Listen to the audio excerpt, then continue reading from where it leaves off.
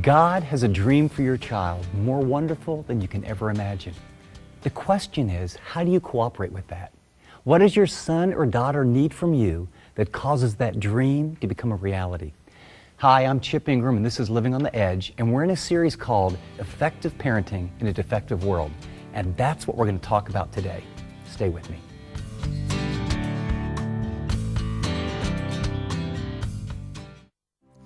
Well, I want you to take a deep breath and lean back in your chair as we start.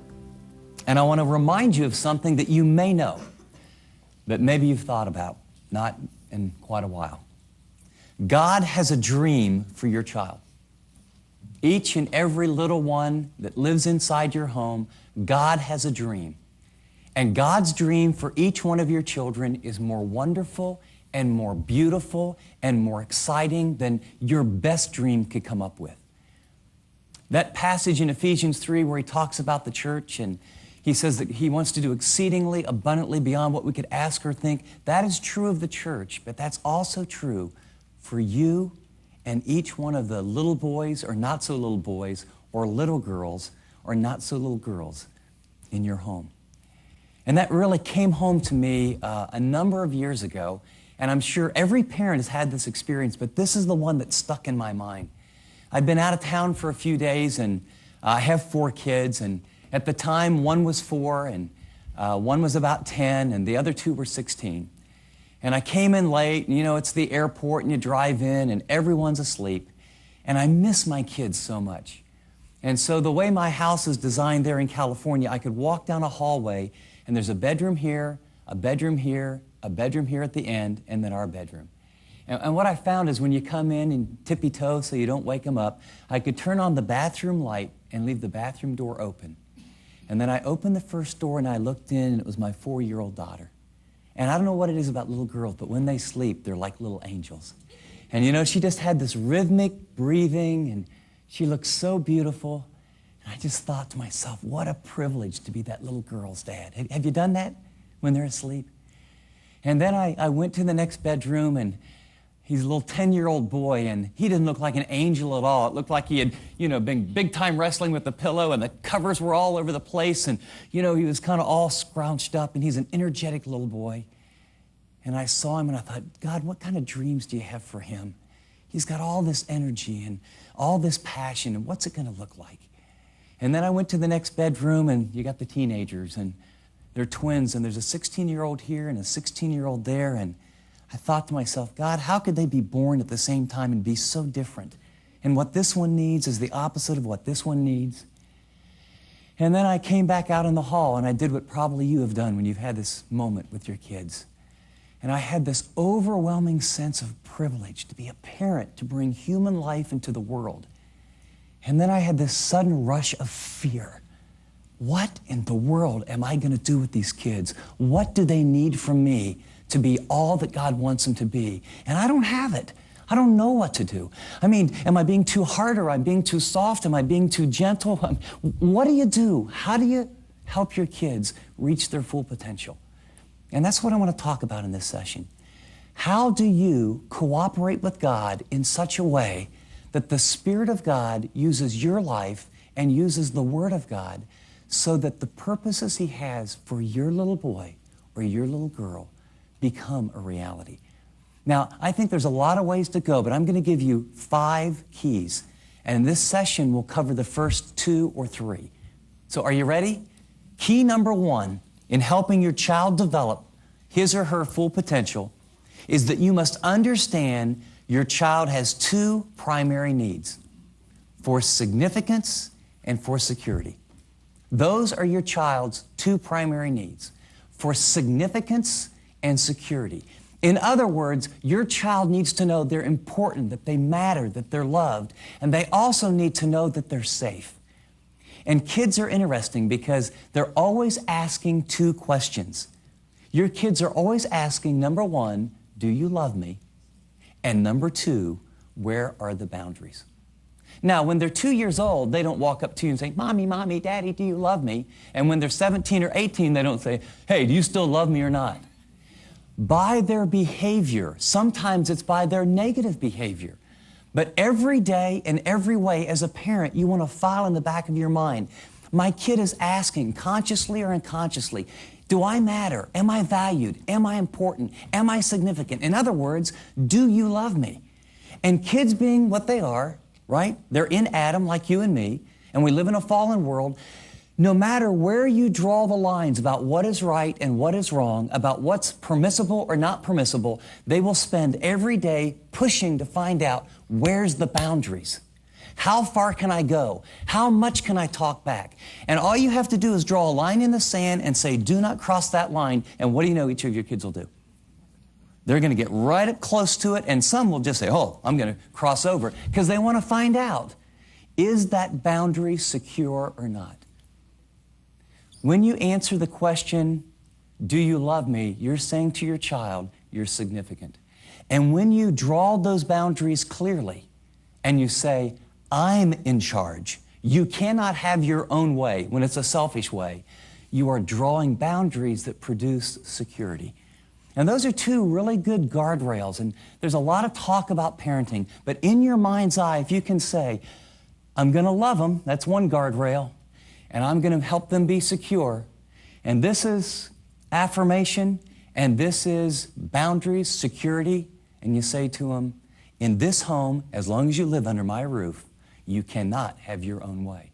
You'll live in a way that honors God, respects your mother, myself, if you're the dad, and your brothers and sisters. In fact, if you look in the Scripture, the perfect parent, Genesis 1, 27 to 29, and then Genesis 2, skipping over to verses 15 and 17. Isn't it interesting when God tells us He's made Adam and He's made Eve? In Genesis 1, He says, we have made man in our own image. And then He talks about all that He's made and how good and how beautiful it is. And then He subdued the earth, and He affirms and affirms and affirms, and it says, it's good, it's good, it's good, it's good. And then the crown of creation, what's He say? It is very good. And then He says, name the animals, and look at all that I've given you, all this land and all this garden and all this beauty and all this fruit. I love you. I'm for you. This was made for you. And yet, when you get to chapter 2, you find that you can do anything except there's a couple trees that you dare not eat from. There's boundaries. See, the perfect parent communicated to mankind before there was ever sin in the world that as people made in His creation, we are valuable, significant, and loved. But even though He wanted to take a walk every evening and build intimacy and concern and talk in the cool of the night and have intimacy with us, He made it very clear to Adam and Eve, I am God, I'm in charge. All of this is for you, but over here, don't cross that boundary. Boundaries produce security. Love produces significance.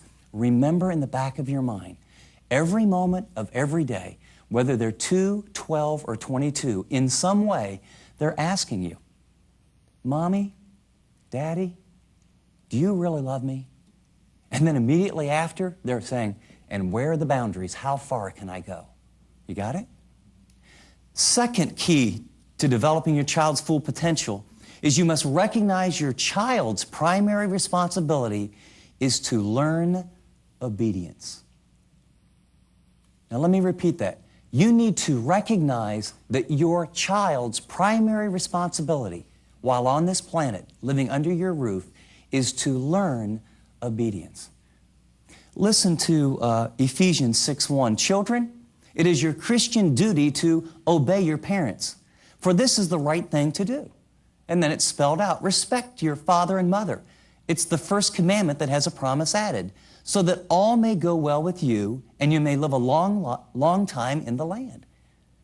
See, I've got all kind of passages in Scripture about what leaders should do, and servants and slaves, and all kind of commands to all kind of different people. Here's an interesting thing.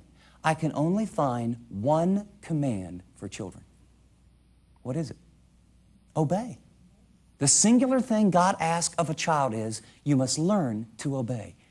Now, let me give you a little interesting highlight. The word obey in the New Testament is hupo, to mean under, akuo. And we get our word acoustic. You get the idea? Or to hear. Hupo, akuo. The idea is to be under the hearing of. Obedience is not about us being big, strong parents making little kids do what we say because we said it, and they do it sheerly out of fear. Obedience is teaching your child to be under the listening of your voice so that when you speak, they obey. And they don't just obey because they have to, although that's true, but they obey or submit to your authority out of reverence for you, out of love, out of dependency and trust. You see, genuine obedience, whether it's me with God or you with God or your children with you, is when they submit to your word, when they listen to you, when they do what you say because they trust you and they want to express their love to you. Now, early on, there's times where they just need to learn to obey because you say so. But it's very important that the child's primary goal in life is to learn to obey. Listen to how Jesus describes the correlation between love and obedience. In John 14:21, he says, "Whoever has my commands and keeps them obeys me. He is the one who loves me. He who loves me will be loved by my Father, and I too will love him and show myself to him." I believe James Dobson really has it right, especially when kids are small. Our goal is to break their will without crushing their spirit. In an environment of love, your kids can learn to obey the first time. Third key, as you go in this process, is to remember that obedience is a developmental process. You don't just do that once with your child and boom, they obey you forever. And you don't start when they're 12 and you've never done something when they're 2 and expect them to catch it. Obedience is a developmental process. It takes perseverance and time, and you hang with it, and you must understand that kids develop in different ways at different times. I mean, even Jesus, look at the passage here, Hebrews 5:8. Although he was a son, speaking of Christ, he learned obedience from what he suffered. Jesus was perfect humanity, and yet he learned. He had to learn. How did he learn? He learned through suffering. Living as a perfect human being in a fallen world, he learned or grew. In fact, Luke tells us in Luke 2:52 that Jesus grew. That's a process, isn't it? How did he grow? In wisdom, in stature, and in favor with God and favor with men. And so this whole idea of learning obedience, there's intellectual growth, wisdom. There's physical growth, he grew in stature. There's spiritual growth, he grew in favor with God. And then there's social growth. He grew in favor with men. It's a process, even for the one who came here and was perfect, the only perfect human being that will ever live on this planet.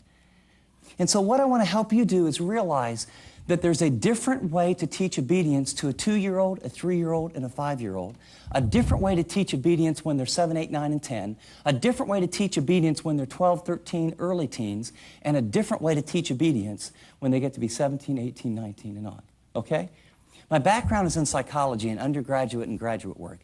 And so you read all these studies of all these people. And there's a fellow named Lawrence Kohlberg who made his life study talking about the mental development and the spiritual development of children. In other words, how do kids learn? And I've put a little chart in your notes, and you'll notice on the far end it talks about when they're born, 0 through about 4 or 5 or 6 years old. And this is how they think. This is their spiritual and mental formation and development. And when kids are real small, they are concrete thinkers. I mean, life is so concrete that, and they think they're such the center of the universe. Have you ever seen a child do this? Play hide and seek, and they cover their own eyes? And they think because they can't see, no one else can see them? Have you ever heard of a child, you know, when someone's talking about spiritual things, do you want to have Jesus in your heart? You've heard a little Sunday school teacher say that, and the child goes, I don't think he'll fit. Do you understand the point? There's no sense of abstract or spirit. Kids learn early on, life is black and white, concrete, you can touch it. Now, as they grow, they develop more and more so that by 16, 17, they're expanding in their adult abstract thinking. They can get concepts and things that are not concrete, but are conceptual and visual and potentiality. Unconsciously, we don't take that into account when we teach our kids. The number one problem in teaching kids obedience is that when they're real small, we talk too much. And then when they get older, in the teen years, we talk too little.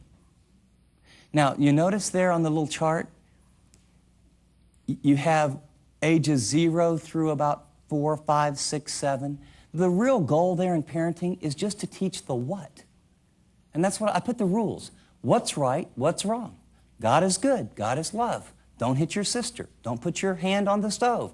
Don't run out into the street. When you do this, bad things happen. When you do this, good things happen. You know, you're just forming a foundation. This is the what.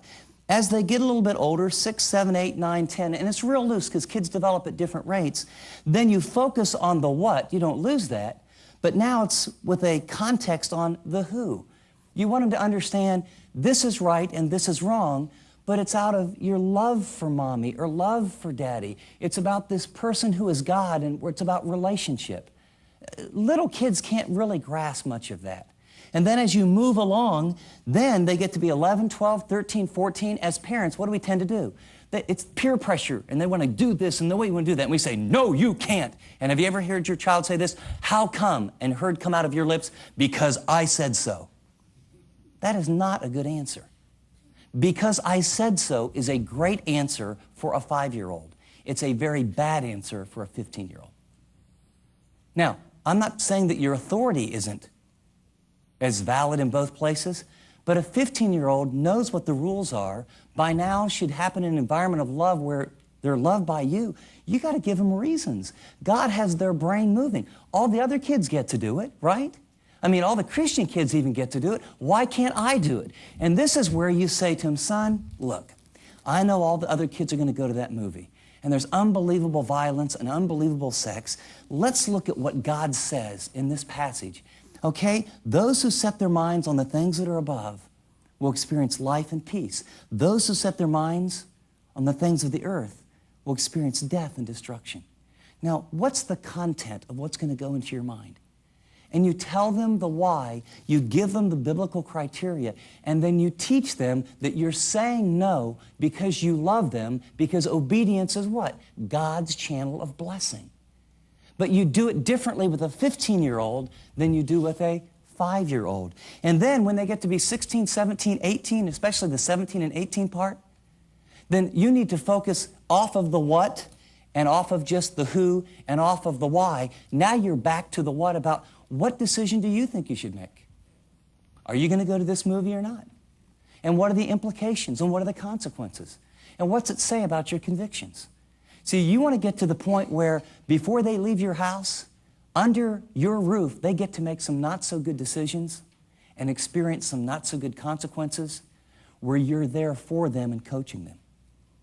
And so what you see here is you have two principles that flow out of this. In fact, before I go there, let me give you a little axiom and get out of Kohlberg's line. I put my own thinking right below rules, relationship, reasons, and resolve. Under rules, I wrote the word knowledge. When they're young, they need to learn knowledge or content. And then put plus love. That's for relationships. They need to hear the knowledge about what's true about God, plus love, and then plus wisdom. The reasons. I mean, the biblical reasons, the logical reasons, the good reasons, and then put an equal sign, and then write convictions. Obedience is a developmental process, and so you must, when they're young, teach them the content knowledge. You do it plus, over time, a loving relationship. Then you teach them the wisdom of the why behind it. And so the goal is, before they leave your home, they choose to make great decisions because they've transferred the trust and obedience from you onto Jesus Christ. And that's where the two principles I'm talking about in your notes come up. It's the principle of readiness and the principle of responsibility. If I wanted to summarize that whole chart, what I would say is the principle of readiness is only teach children what they're mentally and emotionally capable of learning. I mean, when I see a mom or a dad with a 3 or 4-year-old down here on one knee saying, you don't understand. You are already justified by faith. You've been sanctified. Don't you understand Ephesians 1 through 6? Why did you do that, son? And they go on and on and on, and the kids are going. I just wanted to play on Bobby's tricycle and you wouldn't let me, you know? All he needs to know is, no, we don't do that right now. You know, a 10-minute lecture is taking you backwards instead of forwards. And on the other end of it, when you've got an 18-year-old and they should be learning to make their own decisions, and you say, because that's the way I said, forget it. And they go to your room and they slam the door, and you go to your room and you slam the door. We got a problem here.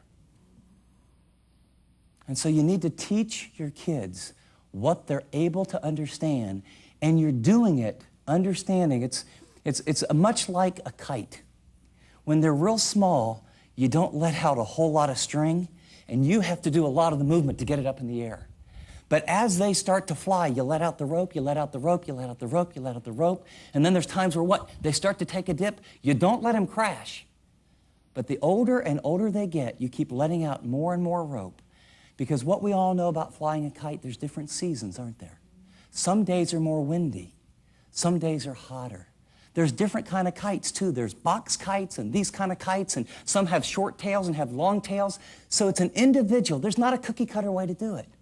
But you are going to discipline your children and teach your children according to the principle of readiness, giving them only what they can handle. And then secondly, you're going to operate under the principle of responsibility, which says never habitually do for your children what they can do for themselves. That's a hard one, especially for moms. See, the goal is you want them to be responsible. The goal isn't that they have to look to you for doing everything. The goal is they can do it themselves. And this needs to start early and often. I love Teacher of the Year, Gene Bedley. He's the winner of the PTA Hearst National Outstanding Teacher of the Year in 1985. And he wrote an article and actually has a book similar. But he has a little box in the article that says, responsibility means I can do things on my own. And I love this. He says, when I turn it on, this is what you want to teach your kids. I turn it off. When I unlock something, I lock it up. When I drop something, I pick it up. When I break something, I repair it. When I open something, I close it. When I make a mess, I clean it up. When I make a promise, I keep my promise. When I find something, I return it. When I borrow something, I give it back. When I take it out, I put it back. When I'm assigned to a task, I complete it on time. When I earn money, I spend it or invest it wisely. See, your job as a parent is not to make your kid's life work out all the time. It's to transfer the responsibility into their court. Now, let me ask you. I'm going to mess around with you a little bit. Are you ready? You raised your hands. A lot of you have kids under 10. Who makes their bed? You or them? Do all your kids have chores that are very clearly laid out so they all have responsibility in the house? When your kids now, when they hit junior high, are you still trying to wake them up every morning and you got to get up and you got to get up in school, and is that a big deal? When my kids hit junior high, they all got an alarm clock. You're telling me a 12 or 13-year-old can't set an alarm, push a button, and get up? And guess what? Let the consequences. They missed the bus a couple times. Now, I understand that there's some situations where you can't take them to school, but do you understand the difference between you feeling all this weight that I've got to get this done and help my child do that? When they get to be 12, 13, 14, they ought to be able to do the laundry. Early on, they ought to be able to cook some of the meals. All my kids, I watch my wife, they would learn. And all of them really do well. I've got one son who has a baby right now, and he's an incredible dad. But part of the reason is he's changed diapers before. When he was 13, he changed his sister's diapers. You know, those of you that fix lunch and, you know, you have these amazing pressurized schedules. Anybody have 11, 12, 13-year-olds? You know, it amazes me that we got guys working 60 and 80-hour weeks and mothers juggling 17 jobs, and we got kids sitting in front of video games watching TV saying, hey, Mom, is it ready yet? What's wrong with this picture? Give the responsibility to the kids. Let out more and more and more string while they live in your home. And what you'll find is it's the greatest, most powerful way. This guy's not a believer who wrote this article. He's saying it's the most powerful way to build self-esteem in a child's life. Kids want to do things. And what happens is, especially, I'm not picking on you, but moms want to nurture so much. Anytime you do something for your child on a regular basis that they can do for themselves, you cripple them. You're not preparing them. You cripple them. Because right now we got a whole generation that are 27 living in the back bedroom saying, hey, where's breakfast? And they're going to be there a long time unless you teach them some responsibility. The final passage I put on here is just an interesting reminder. It's Ephesians 6:4 from the Good News Bible. It says, "Parents, do not treat your children in such a way as to make them angry. Instead, raise them with Christian discipline and instruction." And the word for discipline here is translated in other places in the New Testament as to discipline, to train, to chastise. It's a very strong word, and it always has to do with actions done to the child. The word instruction is translated other places: instruct, warn, counsel, admonish, encourage, urge, implore. It's always what is said to the child. I just want to make this note. The biblical text in the word order is interestingly supported by our best research. That when kids are small, you don't talk a lot. You discipline by actions because they don't understand a lot. And then they learn and you communicate as time goes on. And then as they get older, it reverses and you verbalize expectations and some railroad tracks, and then you let consequences or actions keep them on the railroad tracks. Does that make sense? Your kids' two primary needs are significance and security. The number one thing you want your child to learn is not how to be a great musician, not how to be a great athlete, or not how to make life go his or her way. We hope some of those things will happen. But the number one thing they need to learn is obedience, right? Now we need to remember obedience is a developmental process. I want you to pause and look down on that chart and ask yourself as you think through your kids, how are you teaching your kids presently? Are you cooperating with the principle of readiness? And are you cooperating with the principle of responsibility?